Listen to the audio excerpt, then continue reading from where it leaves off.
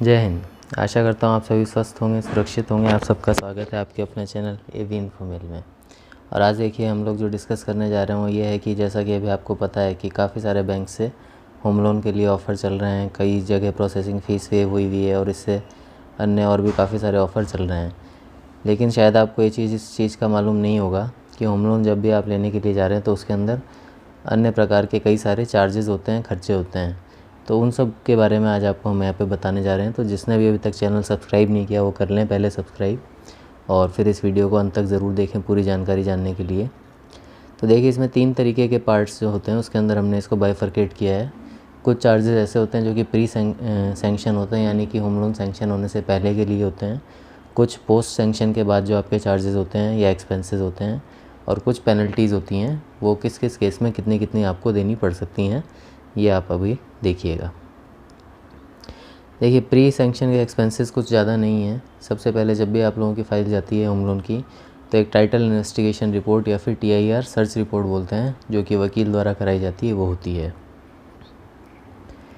Second आपका होता है प्रॉपर्टी का वैल्यूएशन, जो भी बैंक के द्वारा अप्रूव्ड एम्पैनल्ड वैल्यूअर्स होते हैं। जो TIR रिपोर्ट होती है वो एम्पैनल्ड एडवोकेट के द्वारा ली जाती है।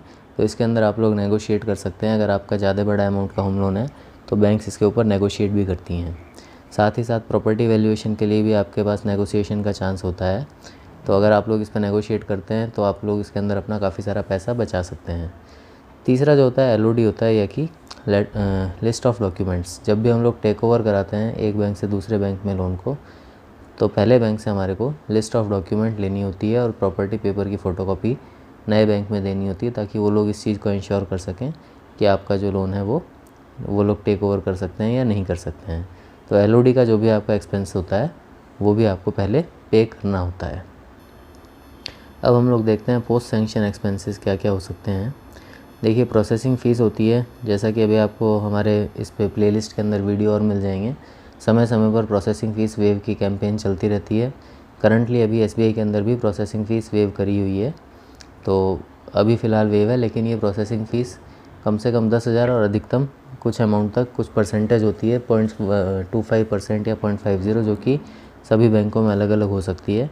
इसके ऊपर भी आप लोग अगर नेगोशिएट कर सकते हैं तो आप इसको नेगोशिएट के ज़रिए अपने खर्चे को बचा सकते हैं।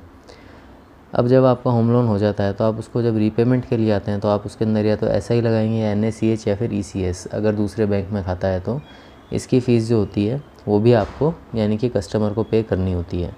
सरसाई जो सेंट्रल रजिस्ट्री के चार्जेस होते हैं उसकी फ़ीस भी कस्टमर के द्वारा बैंक जो है कस्टमर से उसकी फ़ीस वसूलता है। प्रॉपर्टी का इंश्योरेंस, क्योंकि RBI ने मैंडेटरी कर दिया है तो आपको इंश्योरेंस भी कराना होता है प्रॉपर्टी का, लेकिन इसके ऊपर अच्छा खासा आप नेगोशिएशन कर सकते हैं, क्योंकि इसके अंदर आपके पास बहुत सारे ऑप्शंस अवेलेबल होते हैं। तो आप लोग अलग अलग ऑप्शन ट्राई करके और फिर आप इसके ऊपर फाइनलाइज़ करिए। इसमें आपका काफ़ी सारा पैसा जो है वो बच सकता है।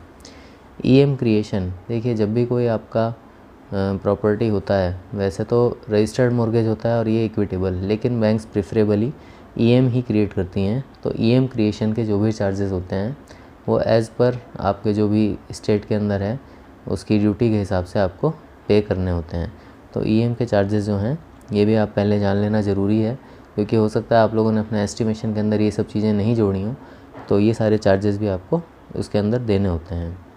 और साथ ही साथ अगर आपका जैसे कंस्ट्रक्शन के लिए लोन है, कोई हाउस लोन कंस्ट्रक्ट आप करा रहे हैं, तो उसके अंदर आपका सिंगल डिसबर्समेंट नहीं होता है, फ़ेज़ वाइज होता है डिसबर्समेंट। और हर फेज़ के ऊपर जो भी आपका वैल्यूअर है उससे आपका यूटिलाइजेशन रिपोर्ट या फिर स्टेज कंप्लीशन रिपोर्ट जो है वो देना होता है। तो उसकी फ़ीस भी कस्टमर के द्वारा ही दी जाती है। इसके अंदर आप लोग पहले से अगर बात करके रखें तो वैल्यूअर और बैंक लेवल के ऊपर आपको कुछ कंसेशन जो है वो प्रोवाइड हो सकता है।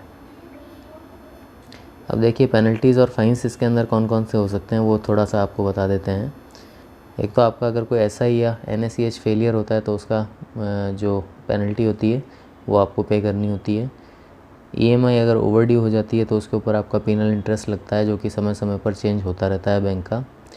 प्री पेमेंट अगर आप कुछ करना चाह रहे हैं या फिर फोरक्लोज़र आप लेते हैं तो इसका भी आपको पेनल्टी देनी होती है, जो भी आउटस्टैंडिंग अमाउंट होता है उसका, या फिर आप जितना भी एडिशनल अमाउंट आप उसके अंदर डाल रहे हैं तो वो आपको पेनल्टी इसके अंदर पे करनी होती है।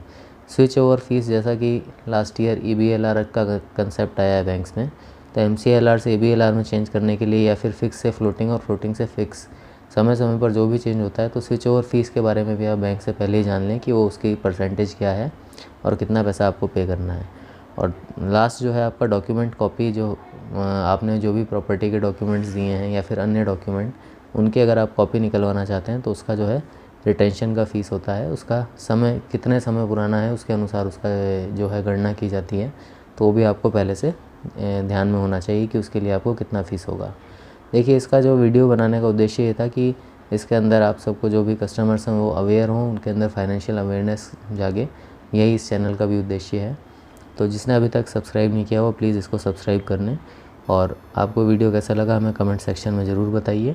और ऐसे ही और इन्फॉर्मेटिव वीडियोस को देखने के लिए हमारी प्लेलिस्ट के अंदर आप जाइए, उसके अंदर काफ़ी सारी वीडियोस हैं, और चैनल को सब्सक्राइब करिए। Thank you.